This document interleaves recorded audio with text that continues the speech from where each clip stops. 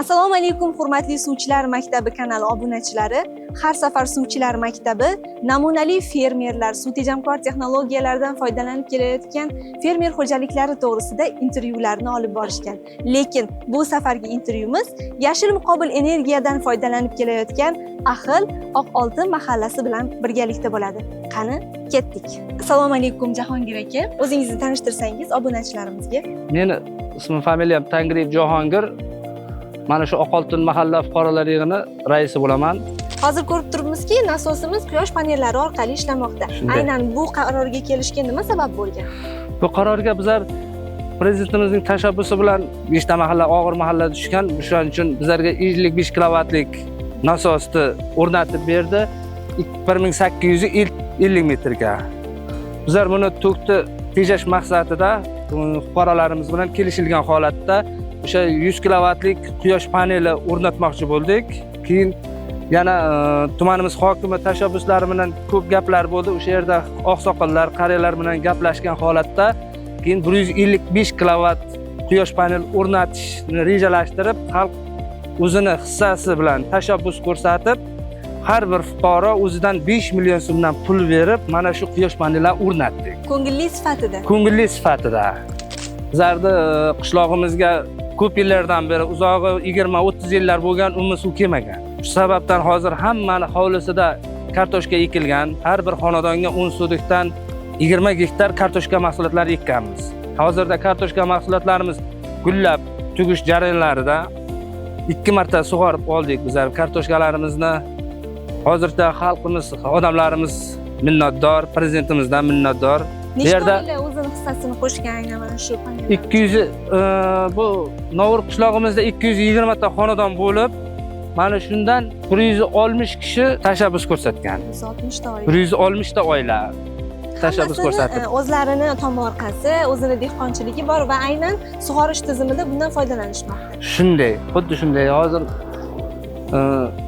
quyosh panelimizdan foydalangan holatda nasosimiz ishlab turibdi. 24 soat bizlar sug'orish jarayonidamiz. Va mana shu 2025-yil yanvarda oxiridan 20lardan boshlab bizlar mana shu tashabbusni boshlaganmiz. Hozirgi kunda quyosh panelimiz to'liq ishga tushgan. Bizlar bir kunga 8 soatga 150 kilovatdan soatiga quyosh energiyasini tejash maqsadida davlatga sotishni amalga oshiryapmiz. Hech qaysi oila afsuslangani yo'qmi? Yo'q. 5 million puliga rozimi hamma? Hamma rozi. Albatta, chunki necha yillar davomida bu hali keyin ishlanib kelinadi. Hattoki ko'rib turibmizki, loyiha doirasida daromad degan joy ham bor ekan. Daromadga ham aholi asta-sekin kirgan, to'g'rimi? Shunday, xuddi shunday aholi. Aholidagi ekinlar faqatgina kartoshka bilan shug'ullanishadimi yoki turli xil mahsulotlar? Endi bizlar birinchi yilga kartoshka mahsulotlari bilan shug'ullanishni boshlaganmiz. Hozir har bir xonadonda pomidor ekilgan. Qonun zikirlari to'liq har bir xonadonda bor. Kelajakda qanday rejalar bor? Bularni yanada takomillashtirish, kengaytirish maqsad qilib qo'yilganmi? Kelajakda bizlar rejalarimiz suvni yanada tejash maqsadida suv tejamkorlik texnologiyalaridan foydalanib, yanada yuqoriroq daromad olish istagi rejalashtiryapmiz.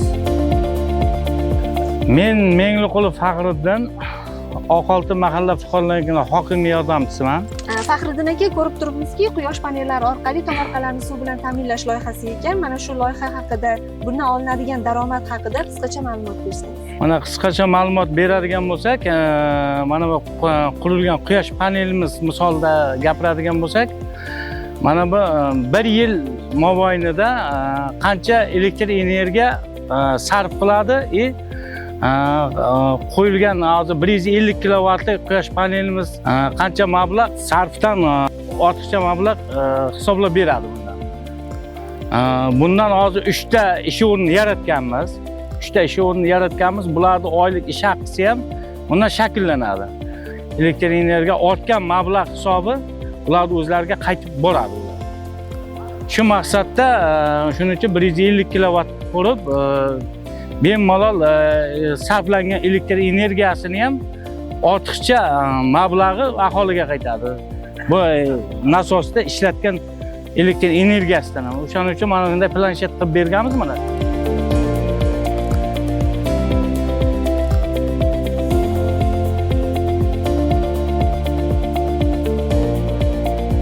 Zokir aka, ko'rib turibmizki, tomorqangizga qarab o'zingizni ko'zingiz quvnayapti. Tomorqaga mana shunday o'simliklar ekilgandan keyin hissiyotlar qanaqa bo'ldi? Hozir qanday xursandsiz? Xursandchiligingizni bo'lsangiz. Hissiyotlar juda zo'r hissiyotlar. Avvalambor shu tuman hokimimizga juda katta rahmat aytamiz. Davlat mutaxassislariga, prezidentimizga rahmat. Mana bizda 30 yil bo'ldi qarib suv yo'q edi. Ana suv keldi. Shunday bir ajoyib bir kayfiyat bo'ldi odamlarning nimasida. O'zi masalan mana o'zingiz ham ko'rib turibsiz mana. Kartoshkalarimiz xudo xolasa mana 20 kunda nasib bo'lsa hosilga nima qilib, xudo xolasa bozorlarimizda obod qilishga boshlaymiz nasib bo'lsa. Mana naryoqda pomidorlarimiz mana nasib bo'lsa pishish arafasida nima bir odamlarning kayfiyati juda zo'r bo'lyapti. Mana hozircha kartoshka, pomidor ko'chatlarini yetishtiryapsiz. Kelajakda qanaqa rejalar bor? Nimalarni yetishtirmoqchisiz? Qanday daromadlar olmoqchisiz? Xudo xolasa niyatlarimiz juda katta. Nasib bo'lsa eksport bo'lib mahsulotlar yetishtirishga shunday rejalashtiryapmiz. Xudo xolasa nasib bo'lsa, xo'sh bundan tashqari masalan yoniga masalan yer yong'a qo'shamiz. Endi sekin-sekin bosqichma-bosqich qo'shib dehqonchiligimiz nimamizni bir qarish yerdan unumli foydalanib ko'paytirib ketaveramiz xudo xolasa. Umuman olganda bergan shu 5 millioningizga rozimisiz? Albatta, mingdan ming rozimiz. Masalan, oddiy ichimlik suvlarimizni masalan naryoqlardan sotib olib kelardik. Xo'sh, endi mana bu tayyor masalan bu ham bir xo'sh, shirin suvda bunday Amudaryoning suvi. Bu foydali suv. Oldimizga kelib turibdi. Buning uchun Xudojonim o'ziga shukr katta. Aytib o'tganimdek suv keldi. Bu suvsizlikda bizni boshimizdan o'tdi-da, juda bir qiynaldik. Hozir shu 1 litr suvni qadriga yetyapmiz. Buning nimasiga mana xo'sh mutasaddilardan hozir bir nimalar olib turibmiz. Xudo xolasa suv tejash texnologiyalari bor ekan. Endi o'shanga qiziqyapmiz. Xudo xolasa masalan shu hovlimiz bo'ladigan bo'lsa, chiroyli bir hovuz qilib, tomchilatish yo'li bilan sug'oradigan yo'llarni qilamiz xudo xolasa. Bu bizning nimamizga yana ham imkon beradi. Chunki mana bu yerda ortiqcha energiya sarf qilmaydi. Keyin tomchilatish, yomg'irlatish yana texnologiyalari bor ekan. Shunga qiziqyapmiz xudo xolasa. Keyin eksport bo'lib, nasib bo'lsa mahsulotlarni chiqaraveramiz xudo xolasa. Shu o'rinda biz alohida aytib o'tishimiz kerak. Respublikamizda prezidentimiz tashabbuslari bilan tashkil etilgan suvchilar maktabi bor. Aynan tomchilatib, yomg'irlatib, yer ostidan sug'orish tizimlarini bilimlar kerak. Bu tizimlarni o'rgatish uchun aynan mana shunday bilimlarni egallash uchun suvchilar maktabida Nishon tumanidagi fermerlar aynan mana shu Oqtepa mahallasini aholisi borib bepul, bemalol ta'lim olib kelish imkoniyatiga ega bo'lishadi. Rahmat.